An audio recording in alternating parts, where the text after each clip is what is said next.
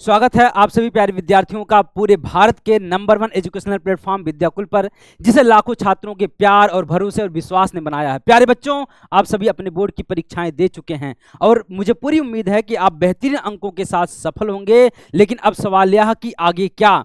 क्या आप नहीं चाहते कि देश की टॉप यूनिवर्सिटीज में आप दाखिला लें, आप अपनी ड्रीम डिग्री को हासिल करें? क्या यह संभव है? तो बिल्कुल बेटा संभव है। अगर आपके पास best quality educators, best quality education और विद्याकुल जैसा प्लेटफॉर्म हो तो यह सपना जरूर साकार हो सकता है। आज मैं आप लोगों के लिए बेटा साइकोलॉजी का एनसीईआरटी का जो न्यू सिलेबस 2025 में जारी किया गया है, उस सिलेबस के बारे में आपसे डिस्कस करने वाला हूं। तो आज ये जो सिलेबस में डिस्कस करने वाला हूं, यहीं से आपके सारे क्वेश्चन सीयूटी के एग्जाम में पूछे जाएंगे। जो एनसीईआरटी का सिलेबस दिया गया है, बिल्कुल आपने जो कक्षा 12 में पढ़ा है, सेम वही टॉपिक, वही सिलेबस एनसीईआरटी का यहां पे डाला गया है। अगर आप कक्षा 12 की एनसीईआरटी पढ़ रखे हैं बेटा, तो बिल्कुल सेम वही सारी चीजें यहां पर भी हैं। कुछ हमको अलग से पढ़ने की जरूरत नहीं है, बस आपको जरूरत है तो बेटा बस प्रैक्टिस की। और यहां पर सीयूटी में आपके प्रैक्टिस बहुत सारे कराए जाएंगे, जिसकी वजह से आप अच्छे नंबर से पास हो पाएंगे। आइए मेरे प्यारे विद्यार्थियों, अगर मैं बात करूं यहाँ पे साइकोलॉजी का जो सिलेबस है, यहाँ पे सीयूटी का यूजी अंडर ग्रेजुएट के लिए, तो सबसे पहले यहाँ पर पहला जो हमारा चैप्टर है, जिसका नाम है, यहाँ पर आपको दिख रहा होगा, मानसिक गुणों में विभिन्नताएं। यहाँ पे जो पहला चैप्टर आपको यहाँ पे दिख रहा होगा, मानसिक गुणों में विभिन्नताएं। तो यहाँ पर अगर मैं बात करूं, इसमें सबसे हम लोग पहले इंट्रोडक्शन यानी परिचय के बारे में चर्चा करेंगे। यहाँ पे मानव क्रियाकलाप में विभिन्नताएं, मानव के क्रियाकलापों में कौन कौन सी विभिन्नताएं होती हैं, उनके बारे में हम लोग चर्चा करेंगे। यहां पर मानसिक गुणों का असेसमेंट की अगर बात करूं, मूल्यांकन की अगर बात करूं, मानसिक परीक्षण, जहां पर हम लोग आईक्यू के बारे में चर्चा कर रहे होंगे, इंटेलिजेंट क्वेश्चन यानी बुद्धि लब्धि के बारे में चर्चा कर रहे होंगे, जहां पर हमें आपको MA/CA/100 वाले जो फार्मूले आपको हैं, इसको कैसे अप्लाई करना है और इसके द्वारा कैसे मानसिक परीक्षण किया जाएगा, इन सारी चीज़ों को हम लोग देखेंगे। मानसिक परीक्षणों के प्रकार के बारे में चर्चा करेंगे, मानसिक परीक्षणों के उपयोग के बारे में भी चर्चा करेंगे। इसके बाद इसी में एक टॉपिक आपका आएगा बुद्धिमत्ता, जिसको हम लोग इंटेलिजेंस बोलते हैं। इंटेलिजेंस की अगर मैं बात करूं, यहाँ पर कुछ सिद्धांत हैं, महत्वपूर्ण सिद्धांत जो आपके एग्जाम में पूछे गए हैं। सबसे पहला है स्पीयरमैन का 2 घटक सिद्धांत। यहाँ पर स्पीयरमैन के द्वारा बुद्धि के 2 घटक बताए गए थे। एक होता है GF जनरल फैक्टर होता है, एक SF होता है। इन दोनों फैक्टर के बारे में यहाँ पे डिटेल से चर्चा करनी होगी। थ्रस्टन का प्राथमिक मानसिक क्षमताओं का सिद्धांत, 7 सिद्धांत दिए गए हैं। इन 7 सिद्धांतों को हम लोग ट्रिक के माध्यम से याद करेंगे, ताकि हमको सारे जितने भी सिद्धांत है आराम से थ्रस्टन का याद हो जाए। गार्डनर का बहुबुद्धि का जो सिद्धांत है, 9 सिद्धांत दिए गए हैं, 9 सिद्धांत के बारे में आपसे पूछा जाएगा। स्टर्नबर्ग का त्रैतिक सिद्धांत, यहाँ पे त्रिचापी सिद्धांत जो स्टर्नबर्ग का है, यह भी आपकी बुद्धिमत्ता से ही टॉपिक से लिया गया है। कैटल का द्रव्य और संकेंद्रित बुद्धि का जो सिद्धांत है, कैटल के द्वारा जो दिया गया है, इसके बारे में भी हम लोग यहाँ पर पढ़ने वाले हैं। और यहाँ पर भावनात्मक बुद्धि यानी इमोशनल इंटेलिजेंस की अगर बात करूँ, इसको सैलावे और मेयर, किसके द्वारा बेटा? सैलावे और मेयर के द्वारा दिया गया, मेयर के द्वारा 1990 में दिया गया। इसके बारे में भी हम लोग चर्चा करेंगे। और 1995 में यहाँ पर 1990 में सैलावे और मेयर के द्वारा दिया गया। आगे मैं बात करूंगा बुद्धिमत्ता से व्यक्तिगत विभिन्नताएं। यहाँ पर IQ जो मैंने ऊपर बताया था, IQ के बारे में यहाँ पर भी चर्चा होंगी। बौद्धिक प्रतिभा जो होती है, बौद्धिक प्रतिभा हमारी अगर बात करूं, बौद्धिक प्रतिभा एक प्रतिभाशाली होता है। प्रतिभाशाली बालकों के बारे में हम लोग बात कर रहे होंगे। और साथ ही साथ मंद बुद्धि बालक के बारे में हम लोग चर्चा कर रहे होंगे। यहाँ पर जो प्रतिभाशाली बालक होता है, जिसका IQ 140 प्लस होता है, और यहाँ पर जिस मंद बुद्धि बालक जो होता है, इसका 70 से कम IQ क्या होता है? 70 से कम होता है। तो इसके बारे में हमको डिटेल से पढ़ना होगा। आगे मैं यहीं पर बात करूंगा, इसी चैप्टर में, पहले ही चैप्टर में यहाँ पर संस्कृति और बुद्धिमत्ता यानी कल्चर एंड इंटेलिजेंस के बारे में भी बात करेंगे।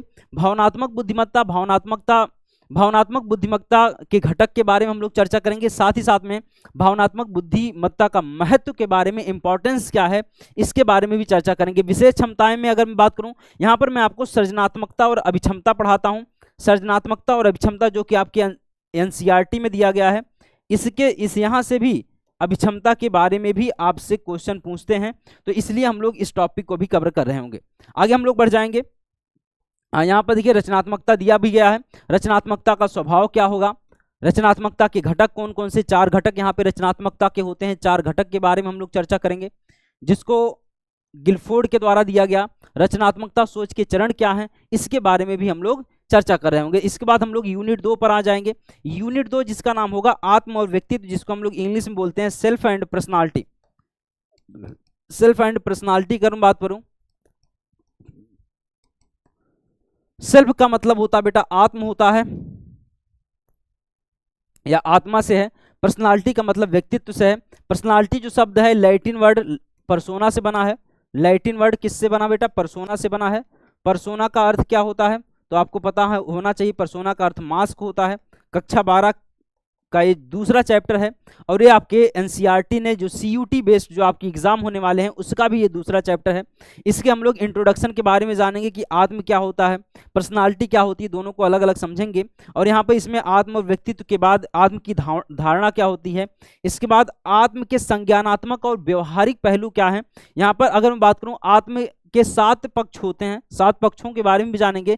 यहाँ पर संज्ञानात्मक और व्यवहारिक पहलू दिए गए हैं, जिसमें हम आपको आत्मसम्मान, आत्म प्रभाविता और आत्मनियमन, रेगुलेशन या कंट्रोल भी बोलते हैं इसको इंग्लिश में। संस्कृति और आत्मा क्या होता है, व्यक्तित्व की अवधारणा पर आ जाएंगे। नेक्स्ट पॉइंट हमारा आ जाएगा व्यक्तित्व की अवधारणा में यहाँ पर प्रकार दृष्टिकोण क्या होता है, लक्षण दृष्टिकोण क्या होगा, इसके बारे में भी हम लोग चर्चा करेंगे। ये जो मैं बता रहा हूँ बेटा ये सीयूटी का न्यू सिलेबस है। सीयूटी का क्या बेटा, न्यू सिलेबस है, तो इसलिए आप लोग इसको ध्यान से देखिएगा। अगर आप इतना पढ़ते हैं तो आपके एग्जाम में यहीं से क्वेश्चन पूछे जाएंगे, आपको बाहर से पढ़ने की जरूरत नहीं है। ठीक है बेटा। यहाँ पर अगर मैं बात करूँ आलपोर्ट का लक्षण सिद्धांत, यहाँ पे आपका 16 पीएफ सिद्धांत किसने दिया था, 16 पीएफ पर्सनालिटी फैक्टर का जो सिद्धांत दिया गया था। यहाँ पर 16 जो सिद्धांत दिए गए थे कैटल के द्वारा बुद्धि व्यक्तित्व परीक्षण के लिए। यहाँ पर 5 प्रमुख लक्षण मॉडल, यहाँ पे बिग 5 मॉडल जो दिया गया उसके बारे में चर्चा करेंगे। मानसिक विश्लेषणात्मक दृष्टिकोण से सिगमंड फ्राइड का सिद्धांत, व्यवहारवादी दृष्टिकोण जो वाटसन के द्वारा दिया गया, सांस्कृतिक दृष्टिकोण और मानवतावादी दृष्टिकोण जिसको अब्राहम मैस्लो के द्वारा दिया गया। अब्राहम मैस्लो के द्वारा दिया गया। अब इसके बारे में तो मैं डिटेल से चर्चा कर रहा हूँ सिलेबस में, क्योंकि यहाँ पर बहुत लंबा टॉपिक हो जाएगा। अगर मैं यहाँ पे मुझे आज बस केवल आपको सिलेबस दिखाना है ताकि आप सारी चीज़ें समझ सकें कि क्या क्या सिलेबस में है। इसके बाद व्यक्तित्व के मूल्यांकन के कुछ पहलू हैं यहाँ पे। सबसे पहला है सेल्फ रिपोर्ट, आत्म रिपोर्ट जिसको बोलते हैं आत्म रिपोर्ट उपाय। दूसरा परिक्षिप्त तकनीक, तीसरा व्यवहार विश्लेषण होता है। इसके बाद हमारा तीसरा यूनिट आ जाता है, यूनिट नंबर 3 क्या कहता है, जीवन की चुनौतियों का सामना। यहाँ पर जीवन की चुनौतियों को सामना में जैसे आओगे इसका परिचय मैं बताऊंगा, समायोजन क्या होता है, कुछ समायोजन क्या होता है, इसके बारे में मैं चर्चा करूंगा। साथ ही साथ यहाँ पर मैं तनाव का स्वभाव और प्रकार और स्रोत के बारे में जानूंगा। यहाँ पे आपको बताऊंगा कि यहाँ पे तनाव के स्वभाव, प्रकार या स्रोत कौन कौन से हैं। यहाँ पे तनाव और स्वास्थ्य, सामान्य अनुकूलन प्रणाली, तनाव और प्रतीक्षा प्रणाली, जीवन शैली, ये तनाव का मानसिक क्रियावली और स्वास्थ्य का प्रभाव के बारे में यहाँ पर इतने टॉपिक्स दिए गए हैं। तनाव से निपटने के लिए क्या क्या उपाय होंगे, क्या तकनीकी अपनाएंगे हम लोग, तो यहाँ पर ये भी तनाव से निपटान के लिए तनाव प्रबंधन तकनीकी यहाँ पर कुछ चर्चा करेंगे हम लोग यहाँ पे, जो आपके एग्जाम के लिए पॉइंट ऑफ व्यू से बहुत जरूरी है। सकारात्मक स्वास्थ्य और कल्याण को बढ़ावा देना, जीवन कौशल में सुधार के लिए हम लोग जितने भी यहाँ पे टॉपिक दे रहे हैं, वैसे तो यहाँ पे टॉपिक कम ही दिया गया है, लेकिन हम लोग इसको पूरा डिटेल्स में पढ़ रहे होंगे ताकि आपके एग्जाम से एक भी क्वेश्चन बाहर ना जाए। जितने भी क्वेश्चन आपके ऑब्जेक्टिव बनते हैं सारे के सारे क्वेश्चन हमारी क्लास ही होंगे बेटा। बस आपको थोड़ा सा विश्वास रखना होगा, चीज़ों को समझना होगा ताकि आप चीज़ों को अच्छे से समझ पाएं। यहाँ पे यूनिट नंबर 4 पर आ जाएंगे, मानसिक विकार ही इसे हम लोग बोलते हैं। इसमें सबसे पहले इसका परिचय हम लोग देखेंगे, मानसिक विकार क्या है, मानसिक विकार से आप क्या समझते हैं, इसमें परिचय में सारी चीज़ें आ जाएंगी। सामान्य और असामान्यता में अंतर क्या है, इसके बारे में भी देखेंगे। मानसिक विकारों का वर्गीकरण, मानसिक विकारों के वर्गीकरण को लेकर भी यहाँ पर चर्चा करेंगे। असामान्य व्यवहार के कारण कौन कौन से होते हैं, और यहाँ पर प्रमुख जो मानसिक विकार दिए गए हैं, जितने भी मानसिक विकार दिए गए हैं सारे के सारे महत्वपूर्ण होते हैं, चाहे वो चिंता विकार है, एंग्जायटी डिसऑर्डर हो, चाहे सामान्यीकृत चिंता विकार हो, चाहे डर या फोबिया, फोबिया का मतलब डर ही होता है ना बेटा, फोबिया हो। यहाँ पर बहुत सारे क्वेश्चन फोबिया से पूछे जाते हैं। पैनिक विकार हो गया, अभ्यस्त नियंत्रण और संबंधित विकार हो गया, आघात, ट्रॉमा और स्ट्रेस से संबंधित जो विकार होते हैं उसके बारे में भी चर्चा करेंगे। शारीरिक लक्षण और संबंधित विकार है, विभाजन विकार है, अवसाद, द्विध्रुवी और संबंधित विकार, जितने भी दिए गए हैं सारे के सारे इंपॉर्टेंट आपके चैप्टर के लिए, आपके चैप्टर में जो भी दिए गए हैं।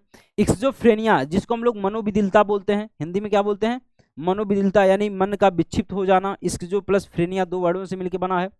मनोविधिलता बोलते हैं हम लोग। इसके बाद तंत्रिका विकासात्मक विकार क्या है, विनाशकारी आवेग नियंत्रण और आचार विकार क्या है, आहार और खाने के प्रकार के बारे में बताएंगे, खाने से संबंधित जो विकार है इसके बारे में भी हम लोग चर्चा करेंगे।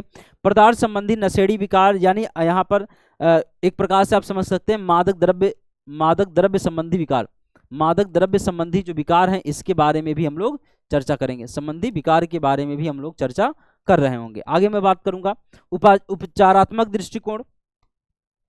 इसमें सबसे पहले उपचारात्मक दृष्टिकोण, ये 5वां चैप्टर है, कक्षा 12 का भी है और आपके CUT का भी दिया गया है। यहाँ पे सबसे पहले हम लोग परिचय के बारे में चर्चा करेंगे। दूसरा, मानसिक उपचार की प्रकृति और प्रक्रिया क्या है, उपचारात्मक संबंध क्या है, उपचारों के प्रकार में व्यवहारात्मक उपचार क्या है, संज्ञानात्मक उपचार क्या है, मानवतावादी आधारित उपचार क्या है, मानसिक उपचार में उपचारात्मक घटक क्या है, मानसिक उपचार में नैतिकता, वैकल्पिक उपचार, जितने भी आपको दिख रहे हैं बेटा उपचारों के प्रकार के बारे में यहाँ पर बताएगा, कैसे कैसे उपचार करना है। जब हम लोग डिटेल्स में पढ़ेंगे अपनी क्लासेस में तो वहाँ पर इसके बारे में डिटेल से चर्चा कर रहे होंगे कि किस किस तरीके से अगर कोई मनोरोगी है उसका इलाज कैसे किया जाएगा। तो सारी चीज़ें यहाँ पर उपचारों में एक आपको वैकल्पिक उपचार जिसमें हम लोग ध्यान योग रेकी के बारे में हम लोग चर्चा करेंगे। रेकी जो जापानी भाषा का शब्द है, आपके ऑब्जेक्टिव प्रश्न पूछता है, जापानी भाषा का शब्द है,